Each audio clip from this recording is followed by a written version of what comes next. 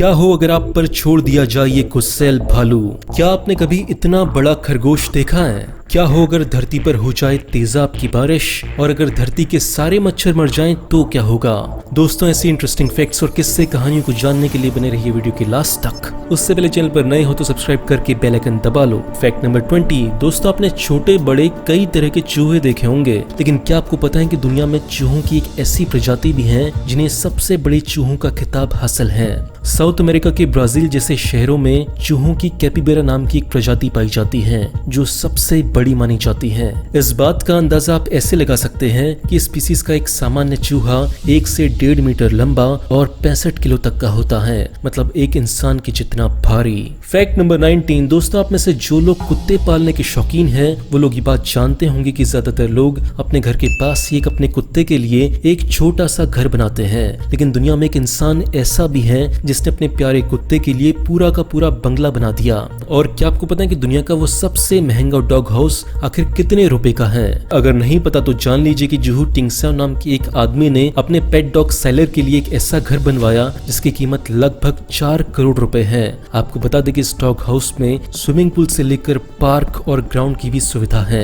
जुहू बताते हैं कि सैलर उनके बेटे जैसा है, इसलिए ये सब करना वो अपना फर्ज मानते हैं। Fact number 18। दोस्तों, अपने बॉलीवुड स्टार अजय देवगन को 2 बाइक्स, 2 गाड़ियों या 2 घोड़ों पर स्टंट करते तो देखा होगा। दोस्तों, असल जिंदगी में भी एक ऐसा इंसान है जो हूबहू ऐसे ही स्टंट करता है, लेकिन गाड़ियों पर नहीं बल्कि बड़े बड़े हाथियों पर। जर्मनी के रेने कैसली अपनी इस कला को एक अलग लेवल पर लेकर गए हैं। एनिमल ट्रेनर और एक्रोबेट एक्सपर्ट रेने कैसली हाथियों के साथ मिलकर ऐसे कई तरह के हैरतअंगेज कलाबाजियां करते हैं जिन्हें करने से पहले कोई भी इंसान 10 बार सोचेगा। रेने का मानना है कि उनका हाथियों के साथ एक अनोखा लगाव है, जिसकी वजह से वो हाथियों को समझने और उनको ट्रेनिंग देने में मदद करता है, इसलिए वो उन खतरनाक स्टंट्स को हाथियों की यकीन पर कर लेते हैं। Fact number 17। दोस्तों, आपने अक्सर हीरो हीरोइंस के पीछे खड़े काले कपड़ों में बाउंसर्स को देखा होगा, लेकिन क्या आपको पता है कि हमारे देश में एक ऐसा गांव भी है जिसे बाउंसरों का गांव कहा जाता है? अगर नहीं तो जान लीजिए कि दिल्ली का फतेहपुर बेरी एक ऐसा गांव है जहां हर घर में एक बाउंसर रहता है।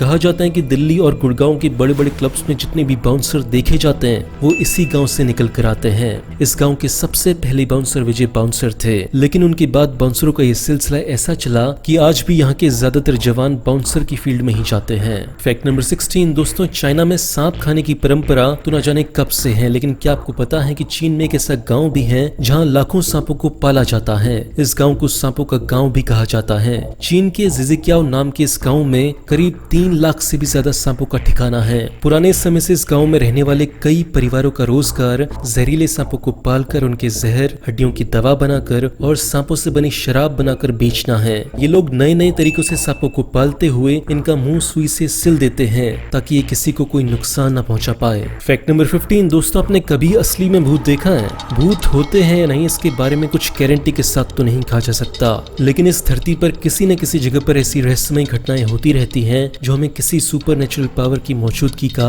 एहसास करवाती है। ऐसी ही एक घटना स्पेन के बेलमेस के घर में 23 अगस्त साल 1971 में हुई थी, जब वहाँ रहने वाली मारिया गोमेज के कैमरे ने किचन के फर्श पर एक चेहरे को कैद किया। हैरानी की बात ये थी कि जैसे ही उनके सभी घर वालों ने उस जगह पर जाकर दोबारा देखा तो चेहरा बदल गया था। और ये घटना सिर्फ एक ही घर तक सीमित नहीं रही। साल 1972 तक आते आते यही घटना वहाँ के इर्द गिर्द रह रहे बहुत सारे लोगों के घरों में देखी गई थी, जिसके चलते बाद में मारिया गोमेज के घर को बंद कर दिया गया था। उस घर में ऐसा क्या था और बाकी घरों में भी ऐसी घटनाएं क्यों हो रही थी, ये बात आज भी एक रहस्य बनी हुई है। Fact number 14। दोस्तों, आज मैं आपको एक मर्डर मिस्ट्री के बारे में बताने जा रहा हूँ जिसे सुनकर आप चौंक जाएंगे। ये किस्सा बहुत ही रोमांचक है, इसलिए इसे ध्यान से सुनना।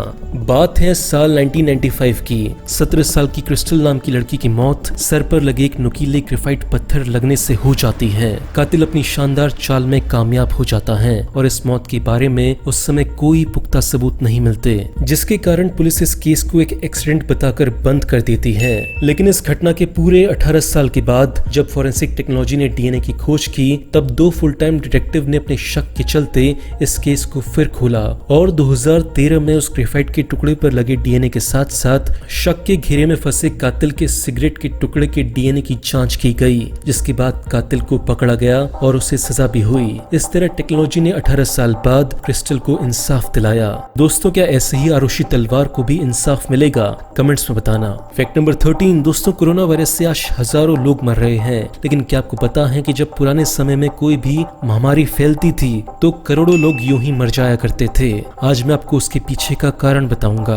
दोस्तों, पुराने समय में जब भी महामारी फैलती थी तो लोग मानते थे कि ये उनके बुरे कर्मों का फल है और भगवान उनसे बदला ले रहा है, और इसीलिए सारे लोग अपने घर में बैठने की बजाय चर्च, मंदिर और मस्जिद में बड़ी बड़ी संख्या में इकट्ठा हो जाते थे, जिससे वायरस और बुरी तरह फैलता था। इन मौतों के चलते लोग फिर से धार्मिक जगहों में इकट्ठा होते थे और फिर मौतें होती थी और ये सर्कल चलता ही जाता था।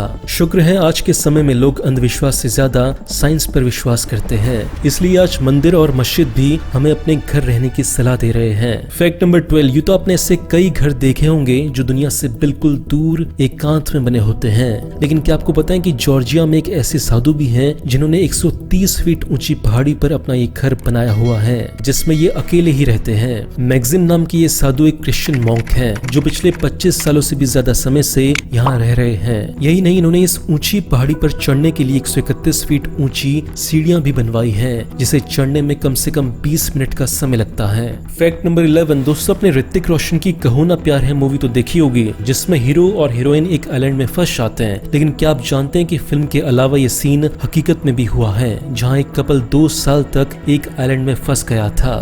तो किस्सा कुछ ऐसा है कि फ्रांस की मार्गरेटा नाम की एक महिला अपने अंकल के साथ नए आइलैंड्स की खोज के लिए गई थी। 19 साल की मार्गरेटा को जब उसके अंकल ने किसी अनजान आदमी के साथ देखा तो उन्होंने उन दोनों को गुस्से में पानी में ही फेंक दिया, जिसके बाद वे दोनों क्यूबेक की सेंट पॉल रिवर के पास आइल ऑफ टेमन आइलैंड्स में 2 साल के लिए फंस गए। यही नहीं, इस आइलैंड में महिला के पति की मौत तक हो गई और उस महिला ने एक बच्चे को जन्म से लेकर 2 साल तक पाला। बाद में 2 साल के बाद उस आइलैंड में मार्गरेटा और उसके बच्चे को रेस्क्यू कर लिया गया। फैक्ट नंबर 10 दोस्तों, अपने से बहुत सारे लोग ऐसे हैं जो पूरी दुनिया घूमना चाहते हैं। कोई प्लेन में घूमना चाहता है तो कोई बाइक पे, लेकिन दोस्तों क्या आप जानते हैं कि एक ऐसा व्यक्ति भी है जिसने अपनी जिंदगी के 11 साल सिर्फ पैदल रोड पर चलने में ही गुजार दिए। जीन बिलेवियो नाम के शख्स ने पैदल चलते हुए दुनिया की युवा पीढ़ी को वायलेंस और वॉर के खिलाफ जागरूक किया। अपने 11 सालों के सफर में इन्होंने 64 देशों की यात्रा की और 76,000 किलोमीटर का रास्ता पूरा किया। जीन ने इस दौरान रात काटने के लिए होटल, चर्च, जेल और हजारों अनजान लोगों के घर में स्टे किया।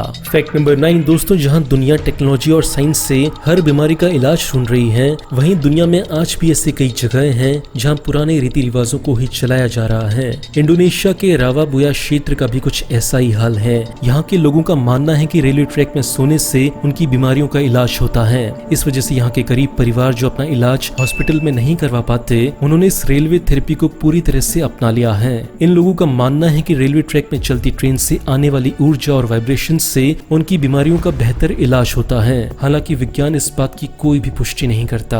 फैक्ट नंबर 8 दोस्तों, ऊंची ऊंची चोटियों पर बॉनफायर के साथ कैंपिंग करने का एक अलग ही मजा है। अगर आपने एक्सपीरियंस नहीं किया तो एक बार जरूर करिएगा। इसलिए आज हम आपको एक ऐसी ही कैंपिंग के बारे में बता रहे हैं जिसमें आप बॉनफायर के बजाय बियर के 13 फीट लंबे कैन का मजा ले सकते हैं। जी हाँ, डेनिश और स्मगफेस्ट म्यूजिक फेस्टिवल बियर की बड़ी बड़ी कैन लोगों को कैंपिंग करने के लिए देती है, जिसके ऊपर लोग चढ़कर कैंपिंग का मजा लेते हैं। क्या आप इस कैंपिंग में हिस्सा लेना चाहते हैं? कमेंट करके बताना। फैक्ट नंबर 7 दोस्तों, खरगोश इस धरती पर पाए जाने वाले खूबसूरत जानवरों में से एक है, लेकिन क्या आप जानते हैं कि दुनिया में सबसे बड़ा खरगोश कितना बड़ा है? अगर नहीं तो ये देखिए, यह दुनिया का सबसे बड़ा खरगोश। माइक नाम के सबसे बड़े खरगोश का वजन लगभग 23 किलो तक का है और इसकी लंबाई 4 फीट से भी ज्यादा है। इस लंबे और भारी खरगोश का एक बेटा भी है जो लगभग इसके जितना ही बड़ा है। अपने इस बड़े साइज के चलते खरगोश माइक ने Guinness book of world record में भी अपना नाम दर्ज करवाया है। फैक्ट नंबर 6 दोस्तों, पिछली वीडियोस में मैंने आपको बताया था कि रोबोट्स कैसे गाना गा सकते हैं, लेकिन आज मैं आपको रोबोट्स की लिखने वाली क्रिएटिविटी के बारे में बताऊंगा। क्या आपको पता है कि रशिया का एक रोबोट ऐसा भी है जिसने दुनिया की पहली किताब जो कि नॉवल है लिख दी है, और उस नॉवल का नाम है द ट्रू लव। रोबोट जिस स्पीड से सारे काम इंसानों से छीन रहे हैं, जैसे नए नए गाने बना रहे हैं, किताब लिख रहे हैं, तो अब मुझे डर है कि ये कोई काम इंसानों के लिए भी छोड़ेंगे या नहीं छोड़ेंगे। फैक्ट नंबर 5 दोस्तों, एक नॉर्मल फिल्म कितने घंटे की होती है? 2 घंटे या मैक्सिमम 3 घंटे की। लेकिन क्या आप जानते हैं कि दुनिया की सबसे बड़ी फिल्म कितनी लंबी है? नहीं तो जान लीजिए कि साल 1987 में आर्टिस्ट एल.डी. क्रोबन की कविताओं पर based the cure for insomnia नाम की एक फिल्म ऐसी थी जो कि 85 घंटे यानी 85 आवर्स लंबी थी। ये फिल्म 31 जनवरी को the school of art institute Chicago में रिलीज की गई थी, जिसे जॉन हेनरी टिमिस ने डायरेक्ट किया था। ये फिल्म इतनी लंबी थी कि लगातार चलने के बावजूद इसका एंड 3 फरवरी यानी तीसरे दिन हुआ था। फैक्ट नंबर 4 दोस्तों, इजराइल और ईरान एक दूसरे के कितने कट्टर दुश्मन हैं ये तो सब जानते हैं। लेकिन क्या आप जानते हैं कि एक समय ऐसा था जब इजराइल के प्रधानमंत्री बेंजामिन और रक्षा मंत्री एहूद बराक ईरान से इतने परेशान हो गए थे कि इन्होंने ईरान को तबाह कर उस पर कब्जा करने की सोच ली थी। साल 2010 से लेकर 2012 के बीच में इजराइल ने ईरान पर अटैक को लेकर 3 बार मीटिंग की, लेकिन इजराइल के आर्मी चीफ कैजी अशकनाजी के कहने पर अटैक को रोक दिया गया था। उस समय भले ही अटैक रोक दिया गया हो, लेकिन आज भी इन देशों में अंदरूनी टकराव हैं जो कभी भी किसी बड़ी जंग का रूप ले सकता है। फैक्ट नंबर 3 दोस्तों, बरसात की बारिशों के मजे तो आपने खूब लिए होंगे, लेकिन जरा सोचिए अगर आसमान से पानी की जगह तेजाब की बारिश हो तो क्या होगा? हम जानते हैं कि अगर तेजाब की बारिश हुई तो उसके रास्ते में आने वाली हर चीज कुछ ही सेकंड्स में गलकर राख बन जाएगी, बिल्डिंग, सड़कें, पुल, डैम, जंगल। लेकिन जरा रुकिए, आसमान में इतनी स्ट्रॉन्ग एसिड की बारिश कभी नहीं हो सकती, क्योंकि आसमान में जो एसिड बनता है वो प्रदूषण का बनता है, पॉल्यूशन का बनता है, और वो पॉल्यूशन एनवायरनमेंट में इतना कॉन्सेंट्रेटेड एसिड नहीं बनाता जिससे हमारी स्किन डायरेक्टली गल जाए। लेकिन पॉल्यूशन के साथ जो एसिड रेन धरती पर गिरेगी उसका सीधा असर पड़ेगा हमारे एनवायरनमेंट पर, क्योंकि ऐसी बारिश धरती के पेड़ पौधों और समुद्री जीवों का बहुत नुकसान पहुंचाएगी। ये मिट्टी की पैदावार को खत्म कर देगी, जिससे नए पेड़ पौधे नहीं उग पाएंगे, जिससे हमारे लिए दिक्कतें बहुत बढ़ जाएंगी। फैक्ट नंबर 2 दोस्तों, हम सभी जानते हैं कि भालू कितने गुस्सैल स्वभाव के होते हैं, लेकिन क्या आपने कभी सोचा है कि अगर आपके ऊपर एक गुस्सैल भालू छोड़ दिया जाए तो क्या होगा?